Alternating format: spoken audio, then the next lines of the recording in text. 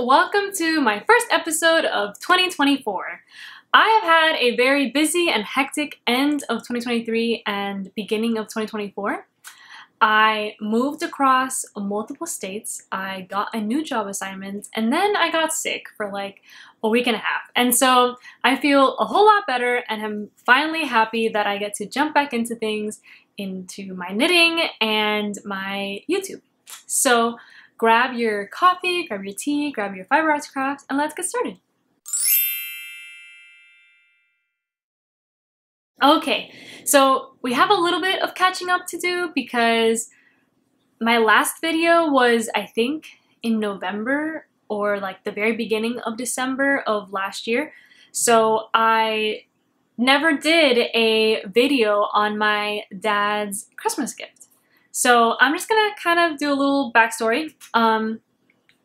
I made a garment for my mom, my dad, my younger brother, and my older brother, and I was able to complete all of the sweaters in time for Christmas, so everybody was able to open up their gift on Christmas Day, which was kind of like my main goal because I didn't want somebody to miss out on opening their gift on Christmas Day, and I didn't want anybody to be like behind and like wait a month later for their gift. So I'm really happy that I was able to complete my goal and have everybody open their gifts on Christmas Day.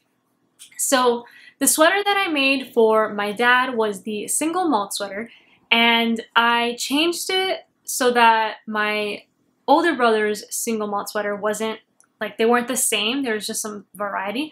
So I made the top part textured and the bottom part in stockinette. And I'm really happy with how it turned out. I'm really happy with the yarn, and I'm not gonna go like too much into detail because I have talked about this pattern for like 2 or 3 episodes.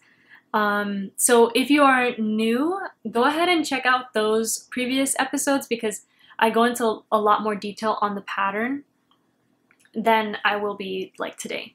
So go ahead and watch those and then come back. So for my dad's single malt sweater, I used 1,254 yards versus my older brother's sweater was 1,242 yards. So not by much, but it was definitely more yards for my dad's sweater. I did his for a size 7, and then my older brother's was a size 4. But again, I did change the pattern. I made it stockinette for the bottom half. So it used up more yarn. I think more yarn just because of the size. I don't think it would have used more yarn if I had followed the actual pattern. I think doing the knit, purl, knit, purl, knit, purl takes up more yarn than stockinette. Maybe I'm wrong, but so I did the sweater in the green color called Ivy from Sorella's Taylor Swift collection, and I used 135 yards, and that cost $18.57. And then the brown yarn was the Malabrigio in the colorway Capricorn, and that was 1,119 yards, which cost $102.57. So in total, just for the yarn, it was $121, and it was 1,254 yards. So that was that sweater, and I really highly suggest this pattern. I really do like it. You can obviously tell because I've made 2 patterns. So I made 2 sweaters from that pattern. So I basically have the pattern memorized and can probably knit it without looking at the instructions because I literally knitted them back to back. So I'm really happy with that, and I'm really proud that I got these projects done. I completed my goal, and now I can go back to knitting for myself because knitting for other people, especially men who tend to be bigger than me. So it just takes a lot of time. Like I now am excited to calculate how long a sweater is gonna take me because I now have in mind that 54 hours is roughly the same amount, because I knitted my dad's sweater also in 54 hours, which was the same amount of time as my brother's single malt sweater. So roughly that's how long it takes me, I guess. And I can't wait to go back to my size and make a sweater and have it be finished. Hopefully like way faster than that, because then I can be like, oh my gosh, I can just like breeze through this. So that is that for that information about the sweater. I'm not going to go any more into detail about that. My next topic of conversation is going to be my first project of 2024. So my mom and I have been dying to go to Ireland for like 8 years. And so I've had this idea to make us matching green sweaters for our Ireland trip. The matching green sweaters has turned into matching sweaters, and then it turned into just matching green sweaters, and now it's just turned into they're just gonna be green sweaters. So nothing's matching the pattern nor the shade of green that's being used, just the fact that they're both gonna be green sweaters. And the pattern that I would like to make is the Aegyo Sweater. And when I saw that pattern, I immediately bought it. I was like, I need to have this pattern. I need to have this sweater in my life and in my wardrobe. I will wear the heck out of this sweater. And so I decided that was going to be my sweater for Ireland. The obstacle after that was trying to figure out the shade of green that I wanted and finding the yarn in that color. The shade of green that I wanted was the green from the Lord of the Rings Middle Earth, like green meadow color. I absolutely love the shades of green that's in the Lord of the Rings movie. Like that mossy lime green color. I love it. And when the sun like hits that color, it just makes it so beautiful. And in the movies, if you've seen it, that's basically what I remember from these movies. I am a fan of Lord of the Rings, but I'm not like remember all the characters' names and all the details and everything that happens. Like I watched the movies when I was little, and what I mainly remember was the beautiful green meadows and the hills, and that shade of green is like in my brain, and it's ingrained in there, and I love it. It's my favorite shade of green. And that's the color that I wanted for my hypothetical Ireland trip. So trying to find that yarn was very difficult. I could not find, I like literally tried to type in Google green, mossy green yarn, lime green yarn, and I just couldn't find what I had in my brain, like that color that I wanted. So I then decided to just look at the suggested yarn that's in the pattern, and the pattern calls for Gepard Puno yarn. I'm not sure how to pronounce it.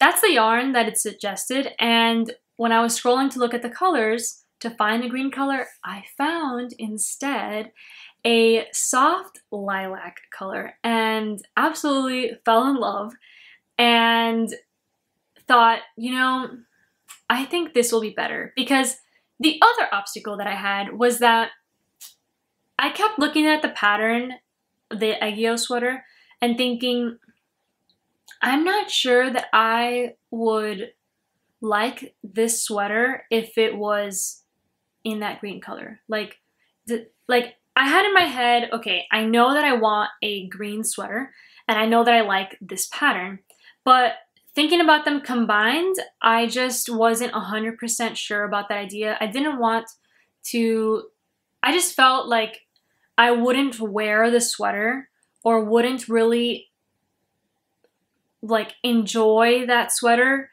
if it was in that color. Like the combination of the two, I just didn't feel 100% confident that I would get the amount of wear that I plan on doing, because when I make something, I want to be able to wear it like all the time, because that's the goal, right? Like we spend so much time on this craft so that we can like the finished product enough that we're going to wear it a lot, right?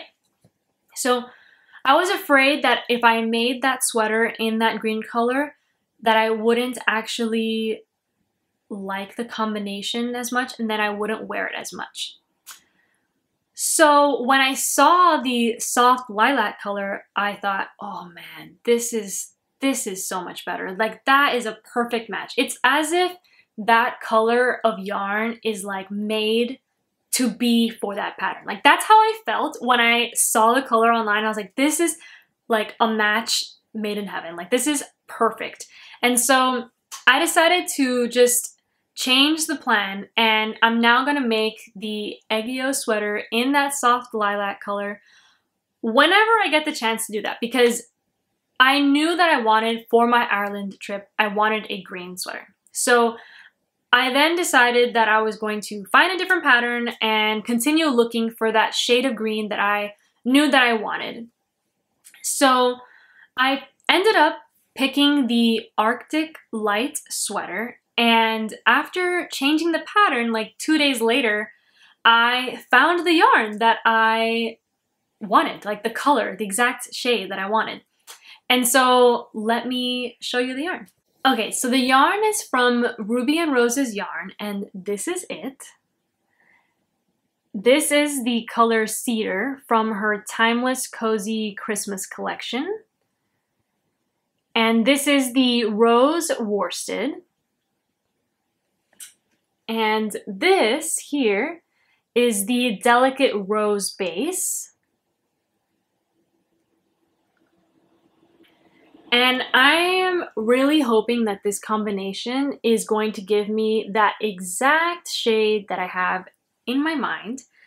And I'm just really happy. Like, I think that I found it, and I think that this is gonna go really well for that Arctic Light sweater. And I think it's just a perfect match, like a match for the Arctic Light sweater and then a match for the Aegyo sweater with the lilac, and then this color, the Cedar, for the Arctic Light. And I'm really happy with my end thought process, because I really would I don't like to make something that I'm just gonna be like whatever about. Like I already did that. That was my first ever project, actually, was the Rowan's Haze cardigan, and I made the sweater way too big, and the yarn is just so heavy, and I just wasn't happy with how that project turned out. And so from now on, I like to make sure that the yarn that I pick and the pattern that I pick is something that really goes together and is something that I'm gonna be really happy and proud of.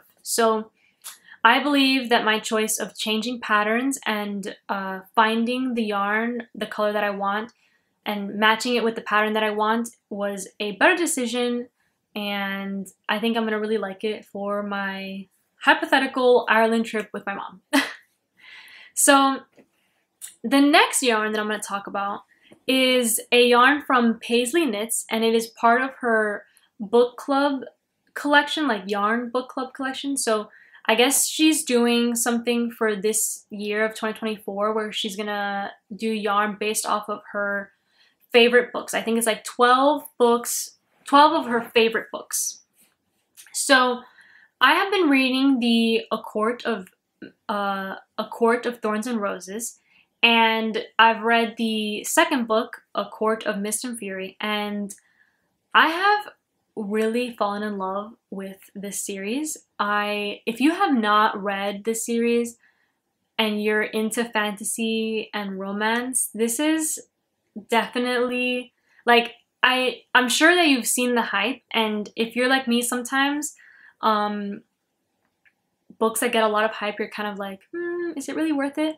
I think it is for this series. I really do. I really love this series. I have not found a book series that has made me fall in love with like reading and the characters as much as like this book has, since like Percy Jackson and The Hunger Games, and I have very good memories with reading with my family the Harry Potter series when we were little.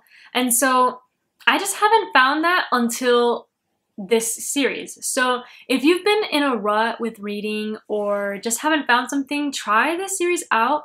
But I will say you cannot stop after the first book. So if you are starting to read this series, or if you are thinking about it, and then you read the first book and you're like, I don't understand what the hype is, you can't stop there. So you have to commit to reading the second book at least, like minimum. Then after reading the second book, then you could be like, okay, I don't want to read the book anymore. But you can't make the decision until after you've read the second book. So that's a like fair warning now. You need to commit to both books. So Pasley Knits made a mystery book yarn, like a yarn based off of the second book, A Court of Mist and Fury. And it's based off of if you don't want spoilers, I guess skip until I tell you when. I guess I'll put up a time. So she based it off of a court that one of the characters, Rysand, like is in charge of, which is the Court of Dreams and like the Court of Starlight and part of like Valaris. And so she bases that yarn off of that kind of characteristic and colors that are described in the book. And I have never bought yarn or done anything related to knitting that's like a mystery. So I have always had like a plan or something where I've seen the color and seen the pattern and then chosen if I like it or not and gone from there. So this was my first mystery purchase, and let me just show you the yarn. So this is the City of Starlight. And this is the Hello Farah Darling. And I really, really, really like the City of Starlight yarn, like the colorway. I'm not a huge fan of the Hello Farah Darling. And it's not that I don't, like, I do like the color, but it's not what I was expecting based off of the mood board that she posted so that we can kind of get an idea of the yarn.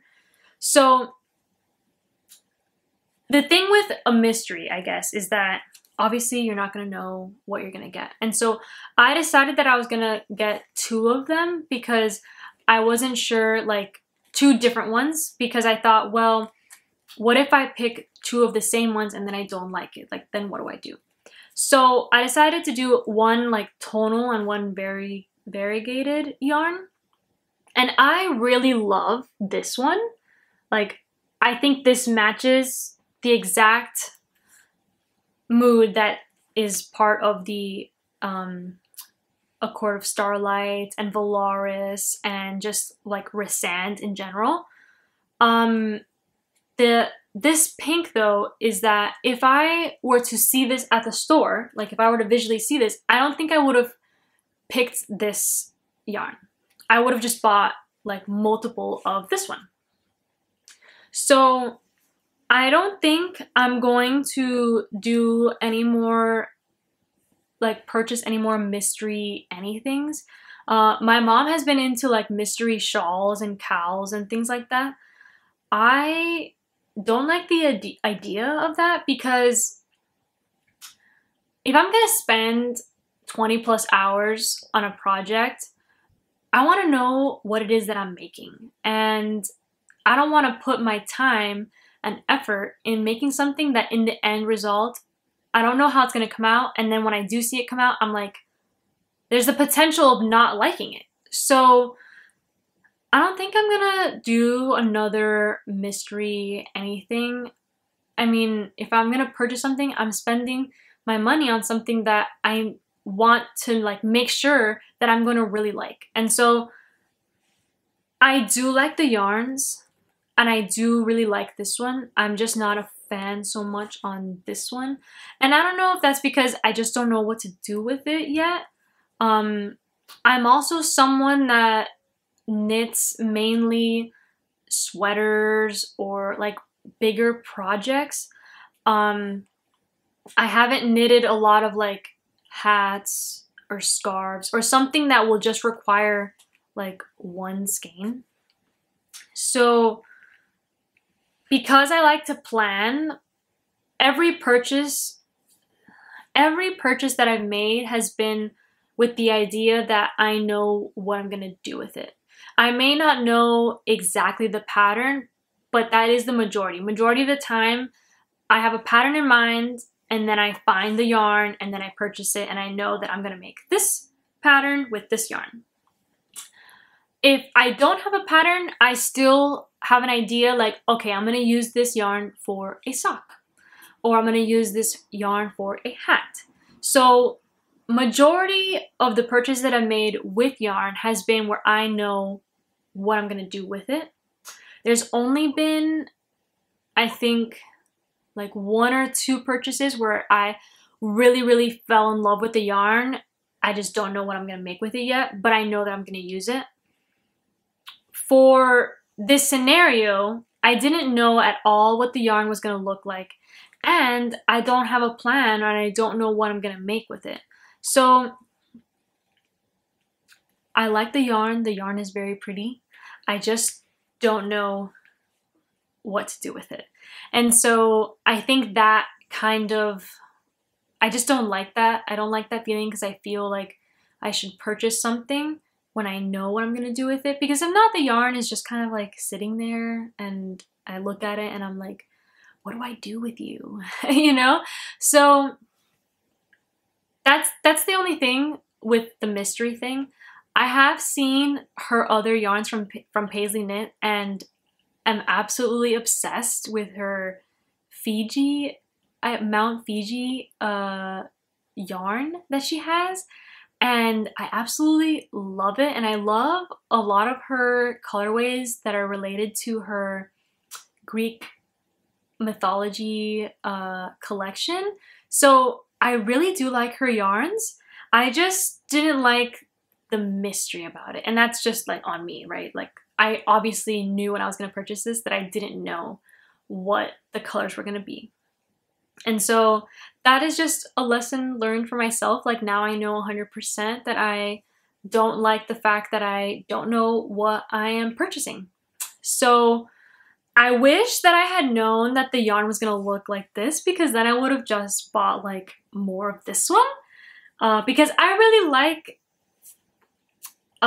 just the variety and the darker shades that's on this one. And I also really like if I'm gonna spend money on hand-dyed yarn, I tend to lean more towards something that's gonna add this like different variety of color, whereas this doesn't have that. It's just like a one color tonal color. So that's it. Nothing like bad, just like now I know for myself that next time I see something that I think I'm gonna really like, if I don't have the 100% assurance that I can see what it is, maybe not get like sucked into the hype, I guess, about it. So that's that. Nothing else, like nothing negative. This also kind of leads me to another topic of conversation. Last year, in the year of 2023, I noticed a lot of knitters doing this trend or this kind of style. And I don't know if that's just what I've seen because Instagram keeps pushing these kinds of images, or maybe you guys are experiencing it too, or maybe you're not. Maybe you have a completely different feed than me.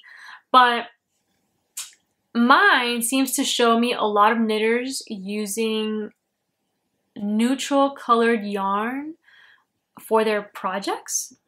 And for me, if I'm gonna spend 40 plus hours working and putting a lot of effort into making a garment, I want it to be a bold statement. I want it to be something that when I'm walking by, people look at it and be like, oh my gosh, where did you get this sweater? And then I could say, I made it. And you could possibly make it too if you learn how to knit or crochet or anything like that. And then I can sit there and talk about knitting because this has literally consumed my life. And it's not just a hobby, it's a lifestyle, okay? And so I would rather make something that's bold and just like a statement piece. And so I don't know if, again, if it's like a neutral is like the trend, because it's not just in knitting, it's not just like in the fiber arts community, it's also in like everywhere. And I don't know why, because in this world there are so many beautiful colors. Why be neutral when you could be bold? And so for this year, I challenge you guys that if you are somebody who leans more towards neutral, to try to make a bold colored sweater or a bold knit. And if you do that, if you could use the hashtag #myboldknits and tag me, I would really love to see your projects. And again, it's not anything like negative towards neutrals, because neutral obviously has a place in fashion. It's just, for me, again, like if you're spending so much time and energy working on a project, why make something that washes you out or has you like disappearing amongst the crowd when you can stand out and show off your handmade knit, like, or your handmade garments? Like, I want something that you can clearly tell that this is like handmade and that someone crafted this with their effort and time and their hands, versus something that looks like a cardigan that was made from the store that's like gray or beige. So I hope that I've encouraged you to make a bold knit and to add some color in your life, because it really is nice over here with the colors. And yeah, and maybe if this goes really well and people get involved with this, maybe somebody tells me to try the neutral side, and maybe I'll make a neutral project and see what the hype is about with that. So that's just my take on this. There's nothing like bad about neutral. Obviously, again, there's a place for it. I think that when you have an outfit, if you have this bold statement sweater, then the rest of you could be like neutral, like your pants or your shoes or the jewelry that you wear or anything like that. But I think that if I'm going to spend so much time making something, I want to be looking at it while I'm making it and being like, this is such an amazing color, and then putting it on and being like, oh my gosh, this looks so great, and then walking down the street wearing this handmade project that I spent so much time making, and people looking at it and being like, oh my gosh, this looks great. Because like, who doesn't want compliments? And then who doesn't want to talk about knitting when you have the opportunity to do so? So that's just like my take on things, and I hope that I've challenged you, and I hope that you use the hashtag, because I would really love to see what you guys come up with. So that's that, and I think that's it. So I hope you guys enjoyed this video, and see you guys on the next one. Bye!